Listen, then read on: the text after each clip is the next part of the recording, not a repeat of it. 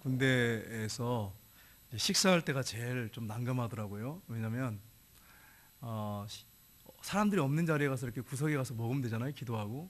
그게 아니라 식판을 가지고 딱 받으면 순서대로 가서 딱 앉는단 말이에요. 그러면 앞에 옆에 다 고참도 앉기도 하고 뭐 또 하급자가 앉기도 하고 그러니까 그때 이렇게 혼자만 딱 이렇게 손을 모아가지고 기도한다는 게 이게 쉽지 않거든요. 그래서 참 힘들더라고요. 그래서 이등병 때 기도를 하면서 하나님 앞에 이제 약속한 게, 하나님, 내가 기도하지 않으면 밥을 늦게 하면, 기도를 하도 또 배고프니까 먹다가 또 기도할 수 있잖아요. 그러면 내가 밥만 먹겠습니다. 그렇게 약속을 했어요. 그래가지고 어떨 때는 훈련 받고 와서 배고프니까 밥을 탁 놓고 한 숟갈 떠먹었어요. 근데 기도가 생각나는 거예요. 그러면 이제 밥만 딱 잘라서 밥만 먹고 반은 버리고 이랬어요.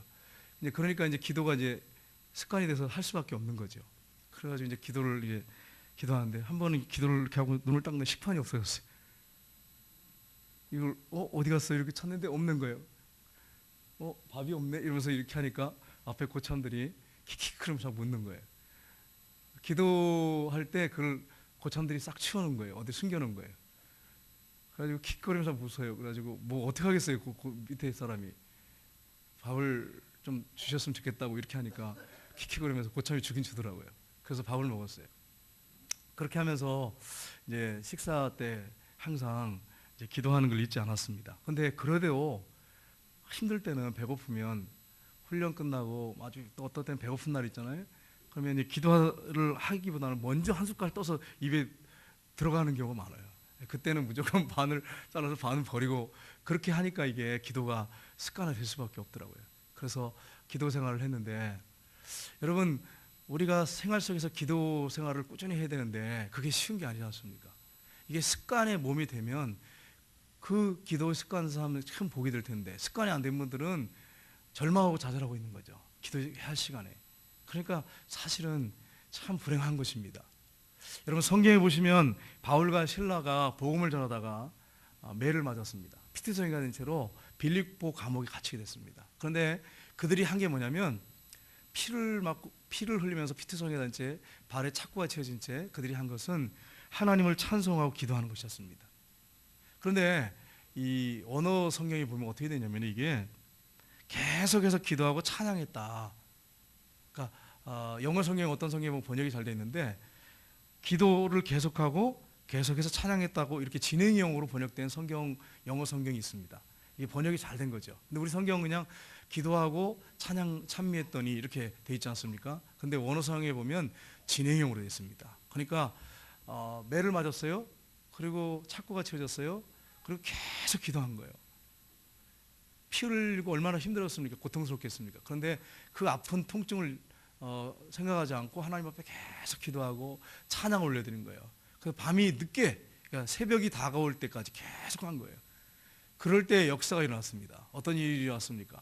막 지진이 일어나면서, 그 다음에 옥문이 열리고 묶였던 착고들이 다 풀어지고, 그리고 그들이 나올 수가 있었어요. 여러분, 그렇습니다. 오늘날도 우리가 절망적인 어떤 그런 일들이 있어요. 육체적인 어떤 질병이 있을 수 있습니다. 근데 기도하다가 몇 번 하다가 응답이 없으면 포기해버려요. 이게 우리의 이게 문제점입니다. 질병이 뭐에 있어요? 사람들은 낫지 못할 병이라고 얘기를 해요. 그래도 우리가 해야 할 일은 뭐냐면 계속해서 기도하고 찬양하는 거예요. 절망적인 어떤 역경이 우리의 삶 속에 있을 수 있습니다. 그럴 때 계속해서 찬양을 하고 기도하는 것입니다. 예를 들어서 이제 우리 권사님 중에 한 분이 허리가 아파요. 근데 허리가 잘 안 나요. 그래도 계속해서 뭘 해야 됩니까? 하나님 앞에 기도하면서 찬양하는 거죠. 계속 시간 날 때마다 계속 기도하고 찬양하고. 그러면 물론 노안이기 때문에 너무 연세가 많으셔가지고 그럴 때 하나님께서 부르시기 때문에 낫지 않을 수도 있지만, 계속 기도하고 찬양하게 되면 하나님께서 역사하신다고 하는 것입니다. 여러분, 이 사실을 믿고 계속해서 기도하시기를 주님으로 축복합니다. 억울한 일을 당할 수도 있어요. 어떤 사람이 나를 너무 억울하게 할 때도 있고, 또 상처를 받을 수 있어요, 사람들한테. 그리고 질병에 사로잡히거나 원수의 핍박이 있을 수 있습니다. 그때 우리가 해야 할 일이 뭐냐면 계속해서 기도하고 찬양하는 거예요. 여러분, 오늘 빌립보 감옥의 바울과 실라, 제가 말씀드렸잖아요. 그렇게 매를 맞고 피투성이가 됐습니다. 보통 매가 아니에요. 맞으면 정말 무섭게 맞습니다. 등이 갈기갈기 찢긴 그런 아픈 고통이죠. 근데 그들이 계속 기도하고 찬양할 수 있었던 것은 예수님을 전하라 그랬잖아요. 그리고 예수님이 채찍에 맞아서 등이 갈기갈기 찢겼지 않습니까? 그걸 생각하면서 그들이 하나님 앞에 계속 기도하고 찬양한 것 같습니다. 그럴 때 하나님께서 역사하셔서 기적을 베풀어 주셨잖아요. 우리 삶 속에도 너무 힘들고 어려울 때 할 수 있는 게 내가 아무것도 없을 때 계속 할 게 뭐냐면 계속해서 기도하고 하나님의 찬양하는 것입니다. 그러면 옥문이 열리는 것처럼 하나님의 놀라운 역사가 일어난다고 하는 것을 믿으시기를 주님으로 축복합니다. 이 시편에 보면 그런 내용이에요. 대부분 그렇게 기록되어 있어요. 그런데 이 119편은 하나님 말씀에 대한 부분을 계속 말씀하고 있지만 여기 말씀에 오늘 본문에 보시면 어떤 내용이 나오냐면 기도하는 내용이 나와요. 하나님 말씀 붙잡고 기도하는 내용이 나옵니다. 그래서 오늘 말씀해 보시면 원수들의 유혹과 핍박 속에서 기도하는데 말씀을 붙잡고 기도해요. 그래서 오늘 이 119편에 보면 15번이나 기도하는, 간절하게 기도하는, 근데 그냥 기도하는 게 아니라 그냥 하나님 앞에 원수 때문에 애타가지고 막 진지하게 하나님 앞에 매달려 기도하는 그런 모습이 기록이 되어 있습니다. 여러분, 다윗에게 원수가 많았어요. 위협하고 핍박하는 사람들이 많이 있었습니다. 그런데 그가 원수에게 초점을 맞추지 않았어요.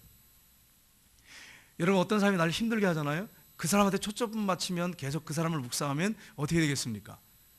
그 사람 미워 죽겠는 거예요. 막 죽이고 싶으면 미워요. 어떤 분은 저한테 얘기하는데 권총이 있으면 그냥 쏴죽이 버리고 싶대요. 우리 교회 교회는 아니에요. 다른 교회 교인이 그러더라고요. 얼마나 미우면 권총이 있으면 손에 돌려주면 그 사람을 쏴죽이고 싶대요. 여러분, 저한테 고백을 하더라고요. 아주 훌륭하신 권사님이셨는데 여러분, 얼마나 힘들게 하면 그렇게 했어요. 그런데 그때 그 원수에게 집중하지 말고 누구에게 집중해야 됩니까? 하나님께 집중하고 하나님 앞에 기도하면 그 원수가 미워지는 것들이 사라지기 시작하면서 하나님이 해결점을 주세요. 근데 그 사람을 자꾸 묵상하면 그 사람을 죽일 것밖에 남는 게 없죠. 막 미워 죽겠는데요. 어떻게 이럴 수 있어 나한테? 막 이러면서 막 미워 죽겠는데요. 그래서 그 사람을 묵상하지 말고 하나님 앞에 기도하면서 하나님 앞에 초점을 맞출 때 하나님이 역사하신다는 것입니다. 다윗은 그것을 터득했던 사람이에요. 원수가 많았기 때문에 이걸 터득했어요. 여러분, 오늘 이 스펄전 목사님이 이 본문을 가지고요 다윗이라고 표현했어요. 근데 제가 왜 다윗이라고 표현했을까, 이 저자를 그랬을 때 살펴보니까 실제로 다윗이겠다라는 생각이 듭니다. 왜냐하면 이 문체가 다윗하고 문체가 거의 같습니다. 그리고 그가 사용한 단어들이 거의 같아요. 그래서 이 스펄전 목사님이 본 게 이게 정확하겠구나, 이 119편은 다윗이겠구나 하는 것을 우리가 짐작할 수가 있습니다. 그분이 이걸 8절을 갖다가 아주 세분화시켰어요. 그래서 뭐라고 했냐면은 145절은 다윗의 기도 방법이 기록되어 있다. 145절은. 그리고 146절은 다윗의 기도 제목이다. 그리고 147절은 다윗의 기도한 때. 그리고 148절은 다윗의 기도 시간. 149편은 다윗이 탄원한 내용, 어떤 탄원으로 기도했는가. 150편은 당시 일어난 상황. 151편은 구원의 방법. 150편은 깨달음과 증언. 어떻게 보면 기도하는 가운데 깨달았던 것들, 이것들을 증언한 내용이다. 이렇게 절마다 세분화시켰는데 굉장히 정말 잘 이렇게 세분화시켜서 해석을 하셨습니다. 여러분, 오늘 이 본문을 가지고 그리스도인으로서 우리가 어떻게 기도해야 할 것인가 하는 부분을 우리가 살펴보긴 합니다. 첫 번째는 전심으로 부르짖어서 기도해야 됩니다. 여러분, 기도할 때 제일 중요한 게 뭐냐면 전심입니다. 전심. 여기서 부르짖어 기도한다는 말을 여러분 오해하시면 안 돼요. 소리를 막 악을 쓰면서 기도하라, 그런 의미보다는 전심을 다해서 하나님 앞에 간절하게 기도하라는 거예요. 소리를 내서. 여러분, 위급하면 어떻습니까? 소리를 내서 기도하잖아요. 그것처럼 정말 하나님 앞에 간절하게 전심을 다해서 소리를 내서 부르짖어 기도하라는 거예요. 그걸 다윗이 오늘 본문을 통해서 말씀합니다. 우리 145절, 146절 보겠습니다. 같이 읽겠습니다. 여호와여, 내가 전심으로 부르짖사오니 내게 응답하소서. 내가 주의 교훈들을 지키리이다. 내가 주께 부르짖사오니 나를 구원하소서. 내가 주의 증거들을 지키리이다. 아멘. 다윗이 간절히 전심을 다해서 기도한다고 이렇게 고백합니다. 정말 그는요, 시편을 보시면 다윗의 기도 목차를 보시면 정말로 전심으로 하나님께 부르짖어 기도하나이다, 이런 표현이 굉장히 많습니다. 부르짖어 기도합니다. 하나님, 나의 기도 소리를 들으소서, 나의 외치는 소리를 들으소서, 이런 표현이 굉장히 많이 사용했어요. 다윗이 하나님 앞에 부르짖어 기도했습니다. 여러분, 일반적으로 위기를 당하면 사람들이 어떻게 합니까? 위기를 당할 때, 성도들이 위기를 당할 때 기도를 어떻게 합니까? 천천히 합니까? 말을 하면서, 기도의 말을 내가 하면서 조용합니까? 묵상하면서 기도합니까? 절망적이고 막 너무나도 힘든 일이 있을 때 그렇게 기도합니까? 아니죠. 진짜 창자가 그냥 막 꼬이도록 간절하게 하나님 이러면서 기도하죠. 이걸 말씀하는 거예요. 간절하게 절망적인 상황 가운데 하나님 앞에 하나님 살려달라고, 역사해달라고, 구원해달라고 이렇게 기도하는 것입니다. 우리가 기도할 때 이런 기도가 필요합니다. 때로는 묵상 기도가 필요합니다. 조용하게 기도하는 거 틀린 기도 아니에요. 기도로 조용히 할 때 하나님의 음성을 듣습니다. 그러나 때로는 절망적인 위기 상황에서는 하나님 앞에 정말 창자가 꼬일 정도로, 뒤틀릴 정도로 하나님 앞에 간절하게 전심을 다해서 기도하는 기도가 필요하다고 하는 거예요. 그때 하나님이 역사하시고 응답합니다. 여러분, 물에 빠진 사람이 물에 빠졌는데 그냥 지금 자기가 죽어가고 있는데 살려주세요, 살려주세요 이렇게 하는 사람이 세상에 어디 있어요? 한 사람도 없어요. 여러분, 물에 빠져 죽어가는데 살려주세요, 살려주세요, 죽어가고 있습니다. 이런 사람이 어디 있습니까? 막 소리 지르죠. 젖먹든 힘을 다해가지고 살려주세요 막 끝까지 다 듣도록 막 하잖아요. 하나님 앞에 기도할 때 우리가 때로는 절망적인 위기 상황에 그렇게 기도할 필요가 있습니다. 우리나라 사람들 체면이 굉장히 체면 문화죠. 체면 문화. 그래가지고 우리나라 사람들은 박수 치려고 해도 어떻게 합니까? 다른 사람들 박수 치나 안 치나 이거 보고서 이걸 봐요. 독일 사람들이 뭘 이렇게 하면요, 막 박수를 치면 막 이렇게 막 친대요. 네, 들은 얘기예요. 어떤 감동이 되면 막 박수를 친대요.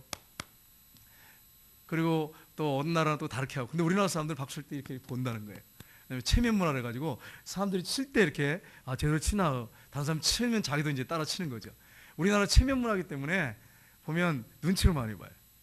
근데 여러분, 눈치 볼 거 없습니다. 하나님 앞에 절망적인 상황 가운데 있을 때 힘써서 부르짖어 기도해 나가는 것입니다. 구약의 예를 들어서 야고보 사도가 그 설명을 했습니다. 여러분, 야고보 사도가 기도의 본을 보인 그 엘리야 선지자에 대해서 얘기하고 있는데, 야고보서 5장 17절 18절 보겠습니다. 한번 같이 읽겠습니다. 엘리야는 우리와 성정이 같은 사람이로되 그가 비가 오지 않기를 간절히 기도한즉 3년 6개월 동안 땅에 비가 오지 아니하고 다시 기도하니 하늘이 비를 주고 땅이 열매를 맺었느니라. 여기 보시면 어떻게 기도했다고 말씀하고 있어요? 간절히 기도했다고 그랬어요. 여러분, 엘리야가 바알과 아세라 성인 우상 성인 사람들을 다 갈멜산에 모아서 너희들이 먼저 기도해라, 그리고 내가 다음에 하겠다 기도했는데 밤에까지 기도했지만 불이 안 내렸잖아요. 근데 엘리야는 하나님 앞에 간절하게 부르짖었을 때 하나님이 들으시고 불을 내리셨어요. 그 다음에 어떤 일이 벌어졌습니까? 이세벨이 죽인다 그랬어요. 왜냐면 자기가 그렇게 모아가지고 제사 드리게 하고 자기 일을 위해서 기도하게 하고 했던 이세벨이 왕비인데 다 850명을 죽였으니까, 제사장들을 죽인다 그러니까 도망갔습니다. 그래서 엘리야가 어디로 도망갔습니까? 사막으로 도망을 가가지고 사막의 그 뜨거운 떼악 밑에서 얼마나 힘들겠어요. 그러니까 로뎀나무 그늘 아래 들어가지고 하나님, 사는 것보다 죽는 게 낫습니다. 날 죽여주십시오, 죽여주십시오. 그렇게 불의 사자가 그랬어요. 여러분, 엘리야도 우리와 성전이 같은 말은 우리와 똑같은 약점을 가지고 있다는 거예요. 똑같은 삶이라는 거예요. 엘리야가 특별한 체질이 안 하는 거예요. 여러분, 저나 여러분하고 체질이 다릅니까? 여러분이나 저는 똑같죠. 마찬가지입니다. 성경에 나오는 모세, 다윗 다 똑같아요. 똑같은 약점을 갖고 있어요. 근데 엘리야가 어떻게 했다고요? 하나님께 간절히 기도했다고 그랬죠. 엘리야가 바알, 아세라 선제를 다 처단하고, 그런데 그렇게 두려움에 휩싸이고 있을 때 하나님께서 그에게 세미한 음성으로 시내산에서 말씀하세요. 호렙산에서 말씀하세요. 그래서 그 음성을 듣고 갑니다. 가가지고 이 아합 왕한테 뭐라고 합니까? 앞으로 내가 기도하지 않으면 비가 오지 않을 거라고. 3년 6개월 동안 비가 오지 않았어요. 그래서 아합이 어떻게 합니까? 전국 방방곡곡을 다 뒤졌어요. 다른 나라까지 사신을 보여서 찾았는데 못 찾았어요. 엘리야가 3년 6개월에 나타나가지고 뭐라고 합니까? 내가 기도하면 하나님께서 비를 내려주실 거라고. 그리고서 어떻게 합니까? 갈멜산, 이제 왕이 갈멜산에서 만났거든요. 꼭대기에 엘리야가 올라가요. 올라가지고 이 무릎을 꿇고 이 무릎 사이에다 머리를 집어넣고, 여러분, 제가 한번 해봤더니 이거 쉽지 않습니다. 집에 가서 한번 테스트 한번 해보십시오. 무릎을 꿇고 머리를 이 무릎 사이에다 한번 넣어보세요. 이 잘할 때 좀 몸이 유연한 분 될 겁니다. 근데 배가 나오면 안 돼. 이게 잘 안 되더라고요. 한번 해보십시오. 이게 고개가 훅 들어가가지고, 근데 그 기도가 어떤 기도겠어요? 간절하게 하는 기도예요. 간절하게 하나님 앞에. 머리를 무릎 사이에 놓고 간절히 기도해요. 기도하면서 뭐라고 합니까? 종한테 비올 징조가 있는지 가서 봐라. 그랬더니 종이 꼭대기 올라가서 산꼭대기 올라가서 보고 하늘이 청명합니다. 또 간절히 기도해. 또 올라가 봐라. 하늘이 맑습니다. 다시 또 간절히 기도해. 또 올라가 봐라. 아무 징조가 없습니다. 7번까지 가라. 7번 동안 계속 기도한 거예요. 무릎 사이에다가 고개를 놓고 계속 기도한 거예요. 기도하면서 나중에 7번째 어떤 일이 벌어졌습니까? 7번째 엘리야가 한테 와서 종이 뭐라고 합니까? 손바닥만한 구름이 저 바다 끝에서 오고 있습니다. 그랬더니 엘리야 선지자가 왕에게 가서 빨리 큰 비가 올 거라고 마차를 갖추고 돌아가라고, 왕궁으로 돌아가라고 해라. 그래가지고 전했죠. 왕이 마차를 타고 갑니다. 가는데 엘리야가 성령에 충만해가지고 성령에 붙잡혀서 마차 앞에서 달렸다고 이렇게 돼 있어요. 하나님의 성령의 능력이죠. 여러분, 간절히 기도할 때 이런 역사가 일어났어요. 우리가 하나님 앞에 전심으로 부르짖어 기도할 때 하나님의 역사가 일어납니다. 제가 세계롭게 있을 때 거기서 전도사 또 강도사 목사 이렇게 쭉 하고 이제 양문교로 가게 됐거든요. 근데 그때 제가 전도사 때 한 2년 차 됐을 때인 것 같아요. 3년 차인가 2년 차인가 그럴 것 같은데 기억에 유초등부 학생들을 데리고 수련을 갔습니다. 초등부 학생들을 데리고 수련을 갔습니다. 갔는데 이제 무슨 문제가 생기냐면 장마철이에요. 장마철. 근데 그 타임테이블에 보면 거기에 수영이 이제 이틀이 돼 있어요.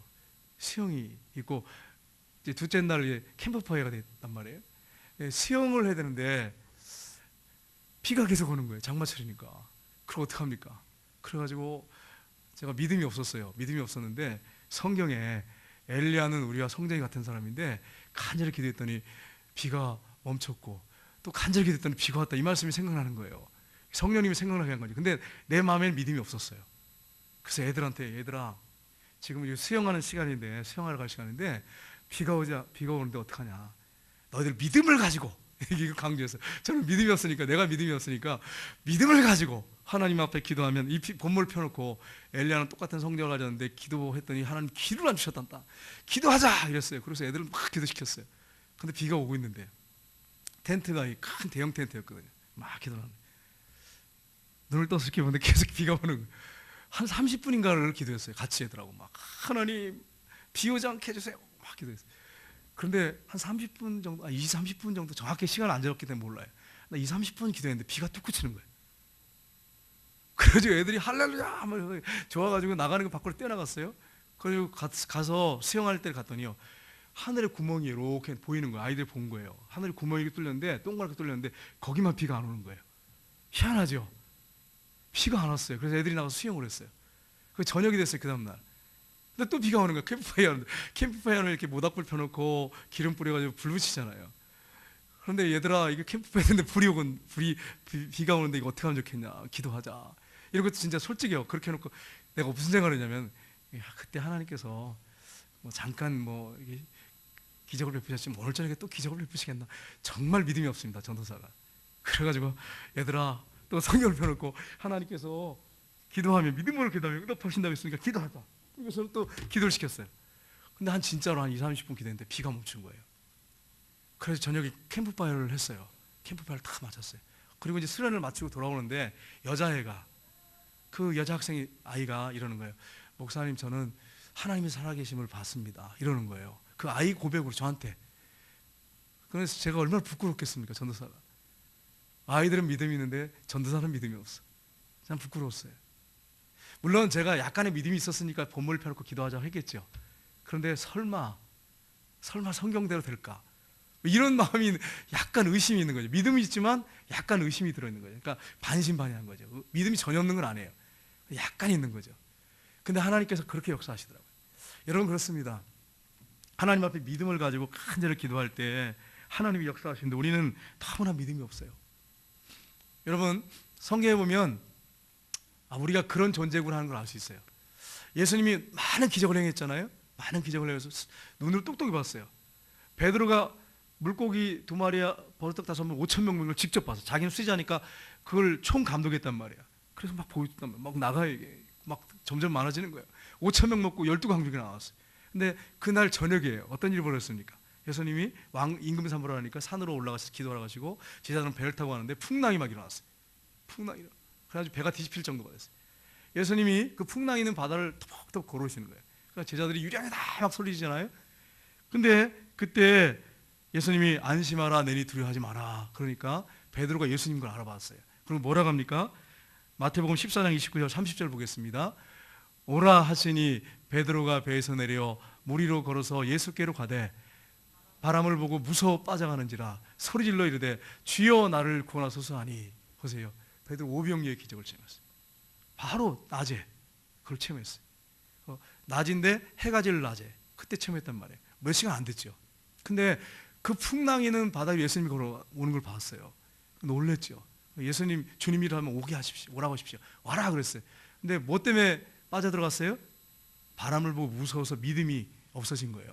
빠져 죽겠다. 두려운 거죠. 빠져들어간 거예요. 우리가 그렇게 연약한 존재입니다. 여러분과 제가 그런 존재예요. 기적을 보고도 의심해. 그런 존재예요. 그러니까 무서워서 빠져들어가니까 소리 질러야 주여 나를 구원하소서. 그랬더니 예수님이, 여러분 베드로가 어부입니다. 그러니까 어릴 때부터 바닷가에 자랐단 말이에요. 어부로 잔뼈 갈구는 사람 수영을 얼마나 잘하겠어요. 물에 빠졌다고 죽습니까? 안 죽어요. 근데 풍랑이 얼마나 높이 있는지 죽겠는 거예요. 그러니까 예수님께 그렇게 외쳤던 거예요. 잔잔한 바다에서 베드로가 주여 살려주십시오. 물에 빠져 죽어갑니다. 이렇게 했었겠습니까? 전혀 그렇지 않죠. 베드로 수영을 얼마나 잘하는데요. 요한복음 21장에 보면 나오잖아요. 수영해가지고 예수님한테 갔다고 하는 거. 고기 만선된 다음에. 그러니까 풍랑이 있는 바다니까 도저히 그걸 수영할 수 없는 거죠. 그러니까 빠져들어가니까, 수영 선수라도 빠져들어가니까 살려달라고 한 거예요. 그랬더니 주님께서 그의 손을 이렇게 건져주셨어요. 붙잡고 건져주시면서 배에 오르시니까 풍랑이 잔잔하게 됐더라. 이렇게 됐지 않습니까? 그러니까 여러분, 우리가 전심으로 간절히 하나님께 부르짖으면 우리를 건져주십니다. 구원해 주십니다. 여러분과 제가 그렇게 하나님 앞에 간절하게 부르짖어 기도하는 그런 사람들이 되기를 주님의 이름으로 축복합니다. 두 번째는 꾸준히 항상 기도해야 됩니다. 다윗은 매일 꾸준히 기도했습니다. 그가 동트기 전에 일어나서 기도했어요. 새벽에 기도했어요. 한밤중 기도했어요. 시편에 보면 다윗이 내가 한밤중에 기도했다 이렇게 표현되어 있잖아요. 그렇게 기도했기 때문에 이렇게 표현한 거예요. 근데 오늘 본문에는 어떻게 되어 있습니까? 47절 48절 한번 보겠습니다. 147절 148절 같이 읽겠습니다. 내가 날이 밝기 전에 부르짖으며 주의 말씀을 바라사오며 주의 말씀을 조용히 읊조리려고 내가 새벽녘에 눈을 떴나이다. 아멘. 여러분, 다윗이 언제 눈을 떴습니까? 날이 밝기 전이 언제입니까? 새벽이에요. 4시 전이겠죠. 4시쯤이나 안 되겠나? 4시 전이나. 그리고 여기 보면 내가 새벽에 눈을 떴나이다. 말씀을 읊조리려고. 그러면 다윗은 언제 일어났던 사람이에요? 예? 새벽에 일어났어요. 성경에 보면 밤에 또 기도한다고 그랬어요. 그러면 여러분은 새벽형 인간입니까? 아니면 밤에 실컷 자고 아침에도 실컷 자고 7시, 8시, 9시쯤까지 자고 그리고 일어나십니까? 나는 어떤 사람인가 가만히 생각해 보세요. 나는 어떤 사람인가? 여러분, 제가 잠 많이 잔다고 여러분 뭐 정죄하려고 그런 게 아니에요. 건강하기 위해서 또 몸이 안 좋으신 분들은 잠을 주무셔야 됩니다. 그래야 체력이 관리되니까. 근데 젊은 사람들이 잠을 많이 자면 되겠어요? 우리 젊은 집사님들, 남자 집사님들 잠을 너무 자가지고, 그래가지고 물론 뭐 힘드신 분도 계시지만 그런 분들은 빼놓고요. 여러분, 우리가 어떻게 해야 되냐면 좀 새벽에 일어나야 돼. 새벽형 인간이 돼야 돼. 다윗처럼. 경건한 사람들 보면 새벽형 인간이에요. 새벽에 일어나서 하나님 앞에 기도했어요. 동트기 전에 눈을 떴어요. 그리고 기도하고 말씀 보고. 이게 습관화되는 것이 얼마나 큰 축복인지 모릅니다. 여러분, 혹시 여기 새벽기도 안 들으시면 계시면 새벽에 좀 일찍 일어나서, 동트기 전에 일어나서, 새벽 전에 일어나서 하나님 앞에 기도하기 위해서 새벽 제단에 와서 기도하는 그런 성도님들 다 되시기를 주님의 이름으로 축복합니다. 아멘 소리가 작네요.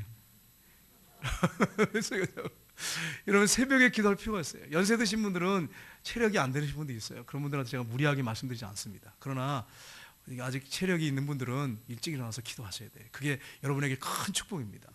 다윗은 그렇게 했다는 거예요. 여러분, 새벽에 기도하는 게 얼마나 중요하냐면요, 교회 와서 새벽에 예배 드리고 정말 이 금쪽 같은 시간이잖아요. 첫 시간을 하나님께 드리잖아요. 하나님께 기도하는 이 시간, 이게 얼마나 복된 시간입니까? 하나님이 기뻐하는 시간이에요. 여러분 새벽에 습관 들이는 것은 참 복이 됩니다. 근데 어떤 분들 보면은 습관이 안 돼가지고 힘든 분이 있어요. 그러나 습관 들이려면 조금씩 하시면 돼요. 일주일에 한 2번 이렇게 처음에 했다가 3번 했다가 몇 달 지난 다음에 4번 했다가 이런 식으로 늘려가면 됩니다. 처음부터 잘 안 돼요. 이게 믿음이 좋아도 안 됩니다. 사실은 이 습관이 돼버린 사람들이 힘들어요. 여러분 꾸준하게 항상 기도해야 됩니다. 밤에도 기도하고 새벽에 기도하고 다윗은 계속 기도했어요.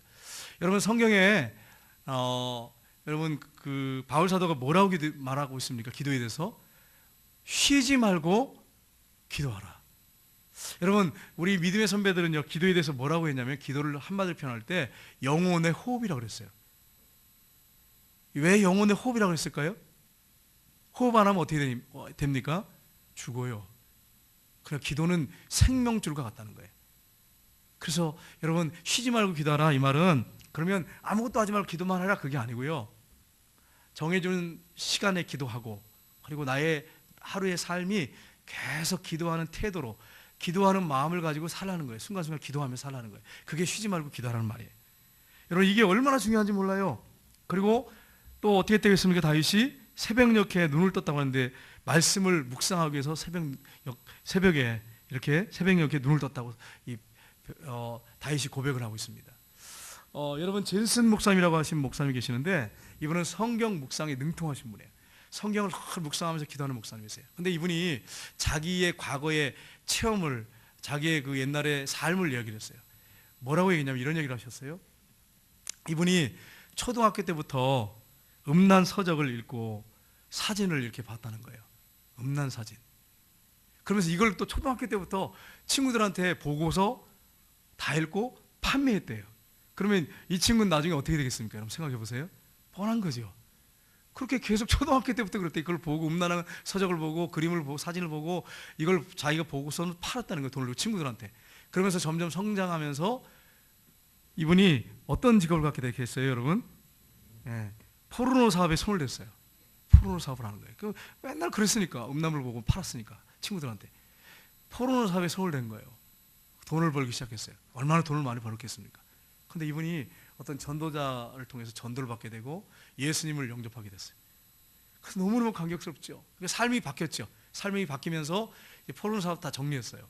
그리고 이제 건전한 직업을 갖고 교회에서 열심히 예배드리고 헌신하고 충성하기 시작했습니다. 근데 여러분 뭐가 문제가 이분에게 생겼을까요? 어떤 문제가 생겼을까요? 막 헌신하고 충성을 하면서 막 열심히 교회 열심히 봉사했어요. 근데 그러면서 문제가 생기기 시작했는데 여전히 자유롭지 못하는 거예요. 여전히 자유롭지 못하는 거예요. 희한하죠. 여전히 자유롭지 못하는 거예요. 왜 이럴까? 왜 이럴까? 자신의 상태에 대해서 계속 음란한 생각들이 일어나기도 하고 행동이 그렇게 음란한 행동들이 나오기도 하고 왜 이럴까? 내가 예수 믿는데 예수님 영접했는데 왜 이럴까?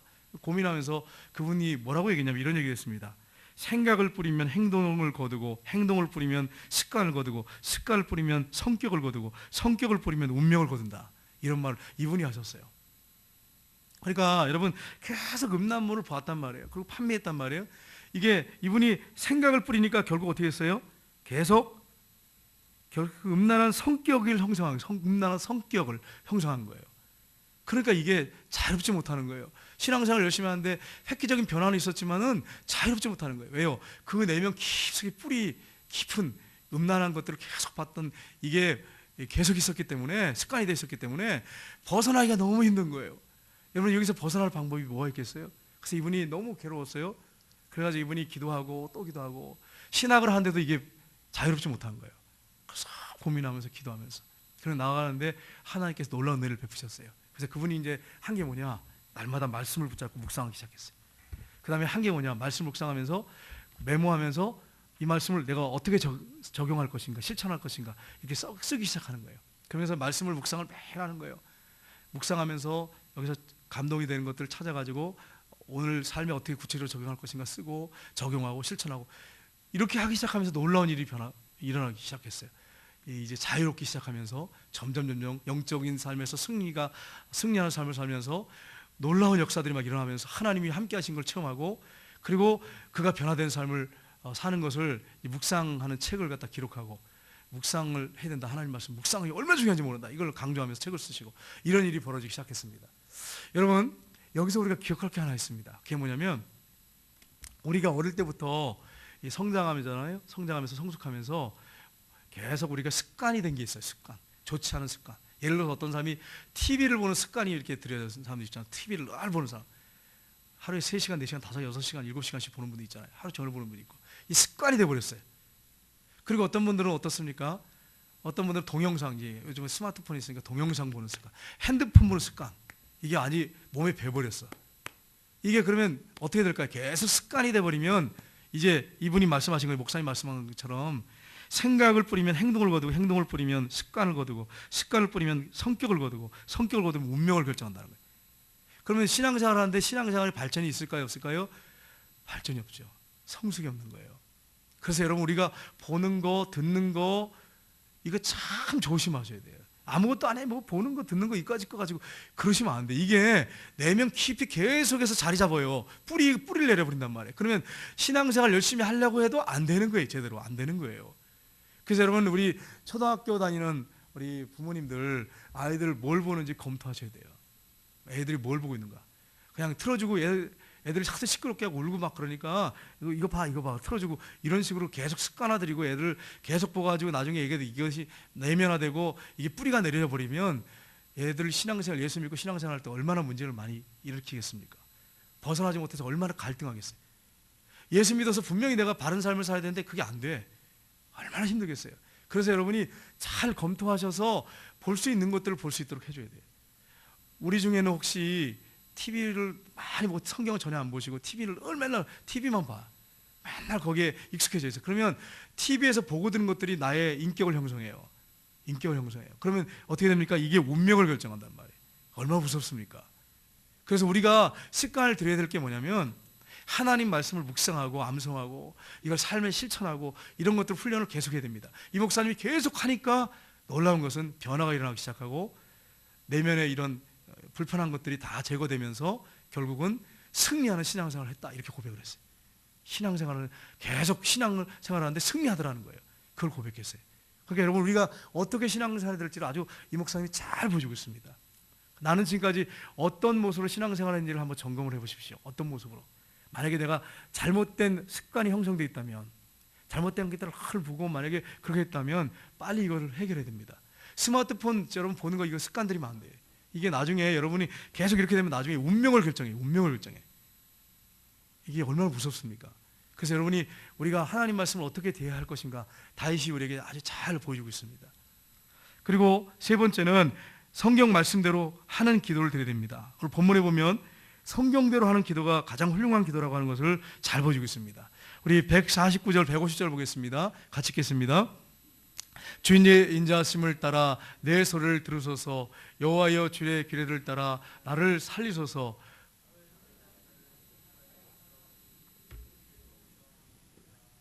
예, 아멘. 여기 보시면 주의 인자하심을 따라 내 소리를 들으소서.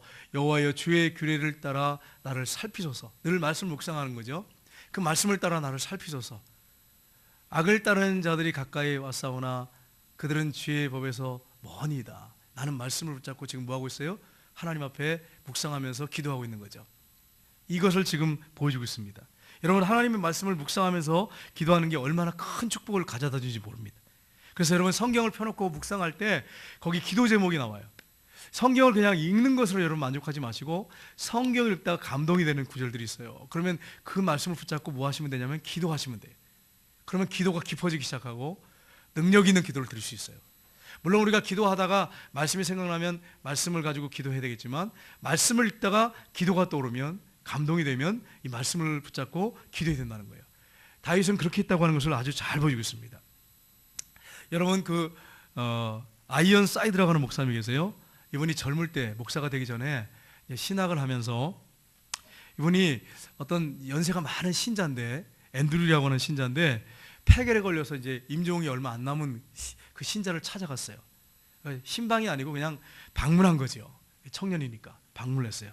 그래서 한참 얘기하는데 이분이 폐결핵으로 거의 죽게 됐는데, 이분이 목소리가 나오는데 정말 모기 목소리보다 더 작게 그냥 천천히 얘기하는데 무슨 말인지 알아듣지도 못할 정도로 이야기를 하시더래요. 힘드니까 그렇게 했죠. 이분이 뭐라고 하냐면, 여보게 젊은이, 당신은 그리스도를 전하려고 노력하고 있지. 그러니까 예, 맞습니다. 예수님을 전하려고 합니다.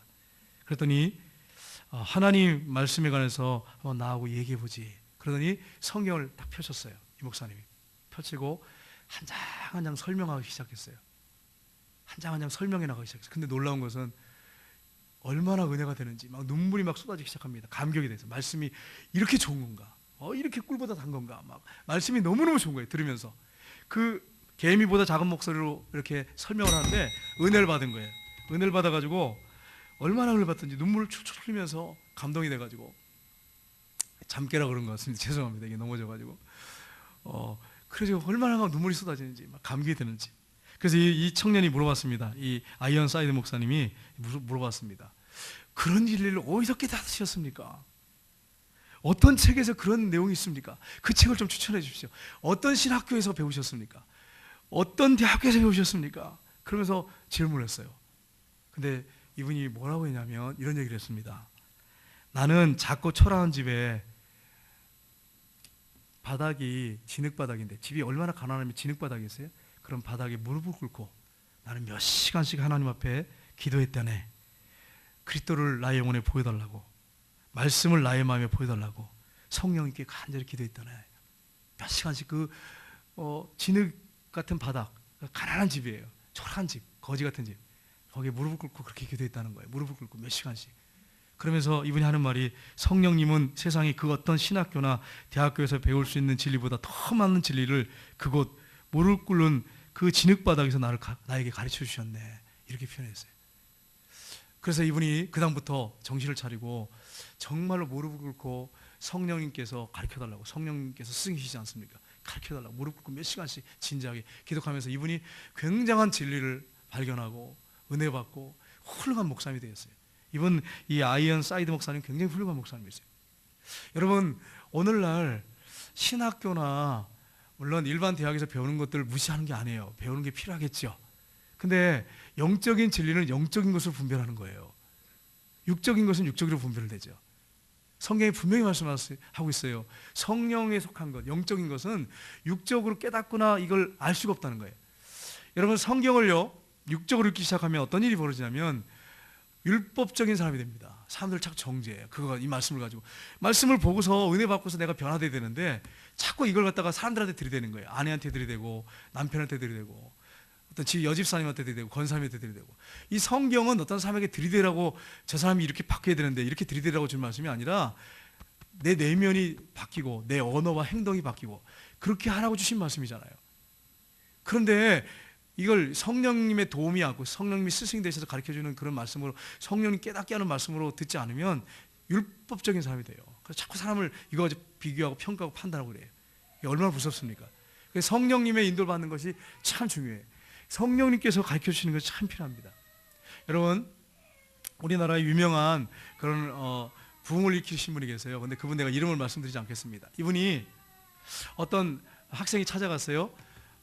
그래서 찾아가서 제가 어떻게 하면 말씀을 잘 배울 수 있습니까? 이렇게 질문했어요. 어떻게 하면 말씀을 잘 배울 수 있겠습니까? 그랬더니 이분이 좋은 대학 갈까요? 그러면 됩니까? 이렇게 얘기했어요. 그랬더니 이분이 하신 말씀이 뭐라고 했냐면 성령님께 배우십시오. 성령님께 배우십시오. 이 한마디 딱 해주셨어요.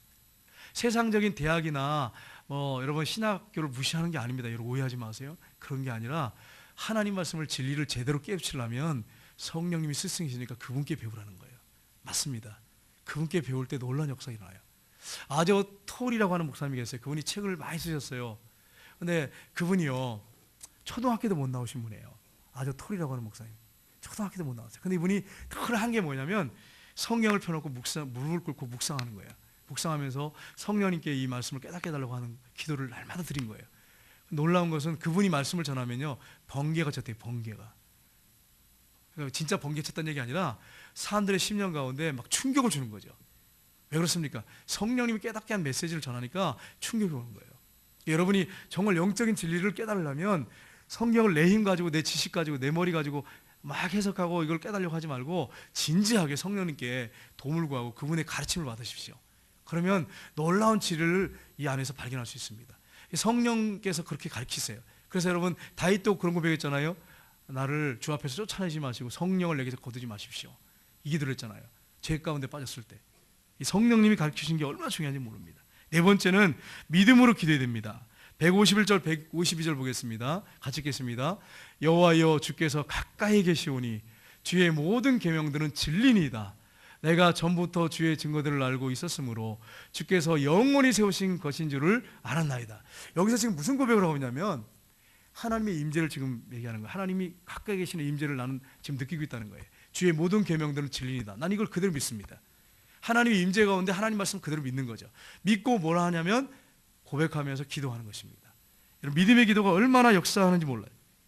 여러분, 우리가 믿지 않는다면 하나님께서 어떻게 우리에게 역사할 수 있겠어요? 어떻게 응답할 수 있겠어요? 우리가 믿어야죠.